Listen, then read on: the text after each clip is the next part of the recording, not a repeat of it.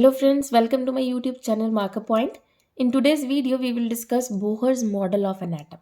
In the last video, we had discussed Rutherford's model और हमने उसकी limitations भी discuss करी थी.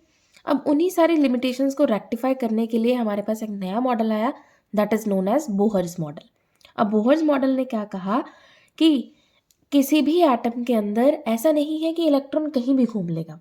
ओके क्योंकि रदरफोर्ड ने तो क्या सिर्फ इतना बताया था कि जो इलेक्ट्रॉन है it is revolving around the nucleus. कहाँ पे रिवॉल्व कर रहा है ये कुछ ऐसा बताया नहीं हमें. ओके तो बोहर ने क्या कहा कि कुछ स्पेशल ऑर्बिट्स ही हैं, ठीक है, जिनको हम डिस्क्रीट ऑर्बिट्स बोलते हैं, मतलब जिनकी एक फिक्स्ड वैल्यू है, सिर्फ वही है एटम्स के अंदर. ऐसा नहीं है कि बहुत सारी ऑर्बिटल्स हैं, कोई कहीं भी है. जैसे यहाँ पे मैंने बनाया, ये ऑर्बिट मैंने यहाँ पे बनाई, इसके बाद नेक्स्ट ऑर्बिट यहीं पे है. इन दोनों के बीच में ऐसा नहीं है कि बहुत सारी ऑर्बिट्स हैं. ओके फिक्स्ड ऑर्बिट्स हैं, इनकी एक पर्टिकुलर एनर्जी की वैल्यू है.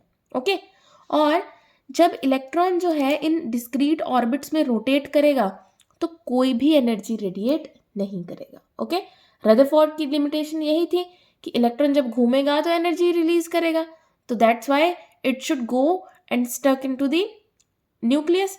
बट यहाँ पे क्या है कि इलेक्ट्रॉन जो है जब वो घूमेगा इन पर्टिकुलर ऑर्बिट्स में तो कोई भी एनर्जी रेडिएट नहीं करेगा. क्यों?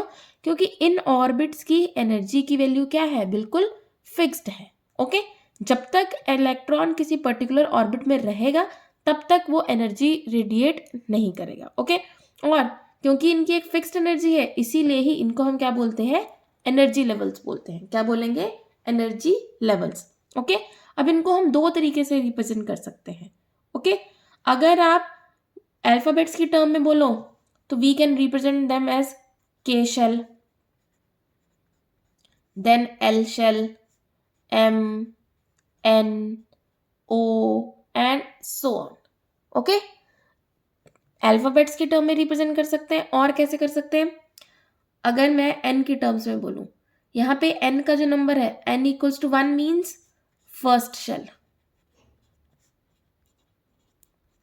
n equals to 2 will mean second shell. ऐसे ही n equals to 3 means third shell, n equals to 4 mean fourth shell. Okay, so these were the postulates of Bohr's atomic model. अब बात हमारे पास ये है कि इन ऑर्बिट्स में इलेक्ट्रॉन्स का डिस्ट्रीब्यूशन कैसा है. ओके अगर डिस्ट्रीब्यूशन की बात करें तो there are some rules for allocating the electrons in these orbits. Okay अब क्या है कि किसी भी ऑर्बिट में जो मैक्सिमम इलेक्ट्रॉन होंगे it is given by the formula 2n². Okay maximum electron कितने हो सकते हैं, 2n². और यहाँ पे जो n है वो क्या है, आपका शेल का नंबर. जैसे अगर फर्स्ट शेल या फिर के शेल के लिए बात करें तो n की वैल्यू क्या थी, 1 थी. ठीक है तो यहाँ पे अगर 1 पुट करें तो आंसर क्या जाएगा हमारा 2. तो मतलब क्या है, ये आपका देखो न्यूक्लियस, इसके बाद ये जो पहली शेल है इसमें कितने इलेक्ट्रॉन्स आएंगे, ओनली 2 इलेक्ट्रॉन्स. मैं इलेक्ट्रॉन्स यहाँ पे डॉट से रिप्रेजेंट कर रही हूँ. ओके ऐसे ही अगर n की वैल्यू क्या हो जाए, 2 हो जाए, then number of electrons would be, electrons को हम ऐसे भी लिख सकते हैं, ठीक है, 2n². So it will be 2 into 2 का square, answer comes out to be 8. तो मतलब सेकेंड शेल में मैक्सिमम कितने इलेक्ट्रॉन होंगे, 8 इलेक्ट्रॉन्स होंगे. अब 8 इलेक्ट्रॉन्स हम यहाँ पे फिल कर सकते हैं. देखो इलेक्ट्रॉन और इलेक्ट्रॉन में आपस में क्या होंगी, रिपल्शंस भी होंगी. तो इसीलिए हमेशा हम कोशिश करेंगे कि उनको एक दूसरे से मैक्सिमम डिस्टेंस पे ही बनाएं. ओके ऐसा नहीं है कि साथ साथ बना दिए. ठीक है जैसे हम यहाँ पे हमें 8 इलेक्ट्रॉन्स फिल करने हैं. सो 1 2 3 4 5 6 7 एंड 8. ओके ऐसे ही अगर n इक्वल्स टू 3 हो जाए then number of electrons would be 2 into 3 का स्क्वायर, क्या आंसर आ जाएगा 18. तो मतलब थर्ड शेल में आपके पास मैक्सिमम कितने इलेक्ट्रॉन्स आ जाएंगे, 18 इलेक्ट्रॉन्स आ जाएंगे. ठीक है 18 डॉट्स बनाएंगे हम.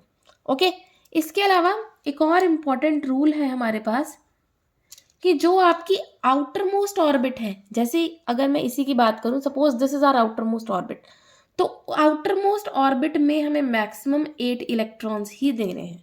क्या करना है, आउटर मोस्ट जो ऑर्बिट है उसमें मैक्सिमम कितने इलेक्ट्रॉन लगाएंगे, सिर्फ 8 इलेक्ट्रॉन देंगे.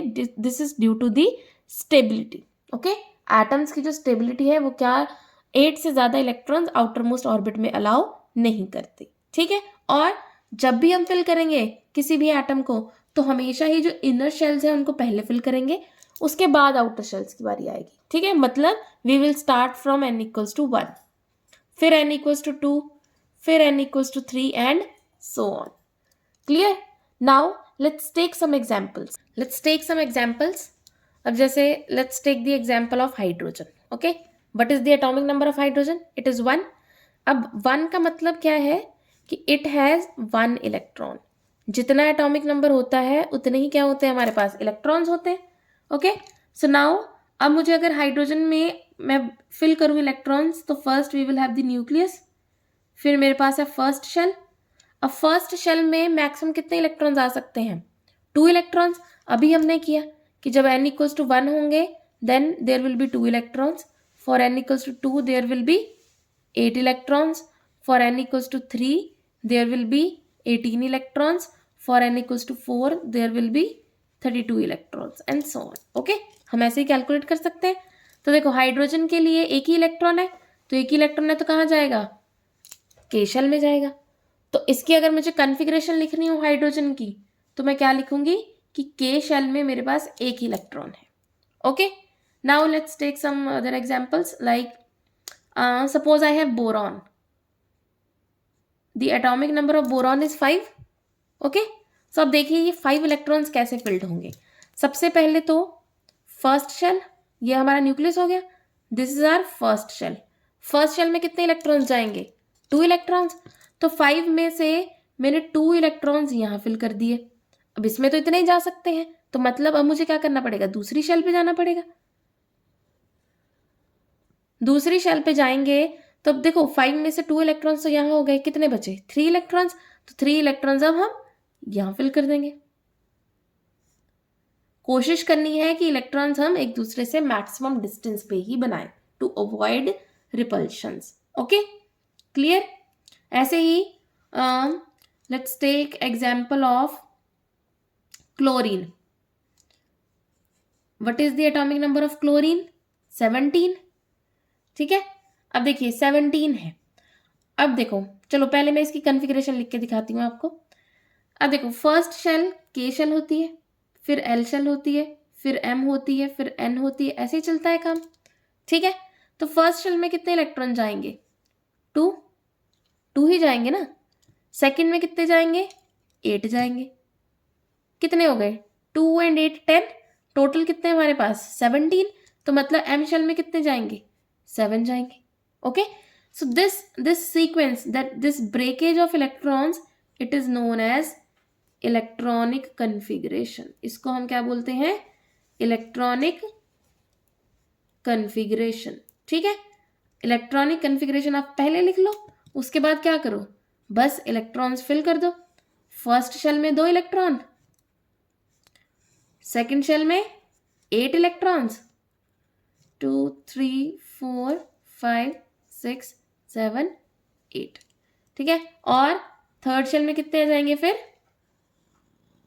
7 electrons, 1 2 3 4 5 6 7 electrons. Okay, so this is the atom of chlorine. Okay, and this is the configuration of chlorine. ऐसे बोरॉन की भी लिखेंगे तो क्या हो जाएगा? 2,3. के शेल में 2 इलेक्ट्रॉन्स, एल शेल में 3 electrons.